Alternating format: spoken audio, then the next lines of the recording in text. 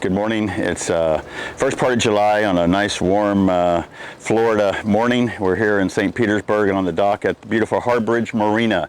We're on board 34919 today, and this will actually be the last 349 that we're going to produce this year. And we're here doing the delivery with our new owners, Ron and Natalia, and they've got their friend Scott with them as well.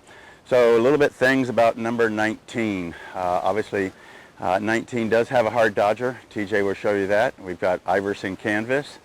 We've got two 400-watt solar panels on board. This is the first 349 with the solar, and of course the second 349 with the radar arch.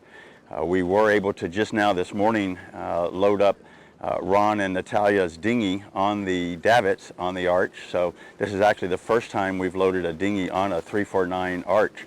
So we've got that accomplished, and they're going to be pulling out of here to head south to Punta Gorda on Monday. So we wish them a safe and great cruise. So starting at the bow, obviously the Solent rig, we've got our 170 reacher, our 95% working jib.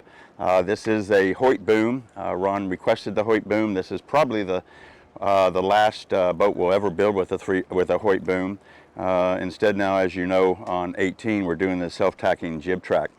350 feet of chain loaded on board. We've got 3/8 high test along with a Mantis anchor. I think it's a 45, 55, gosh, I'd have to look at the brochure. Obviously our bow controls for our windlass here on the bow, and our raw water washdown, which is standard on board the boats. Ron did go with the manual furling.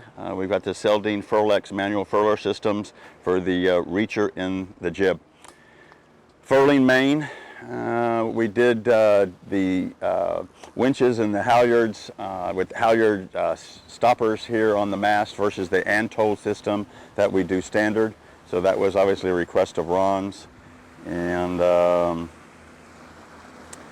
you know, that's pretty much sums up. You can see the cover that we do when we do a hard dodger. That is part of the package. We don't charge you extra for that. And then of course the bimini with the connector panel and the arch and the solar panels. The hard rail that we do standard on all the boats. The jib track that we've started doing on the 349 a while back. I think that was number 17 was the first one with the jib track. And you know, so each little boat gets better.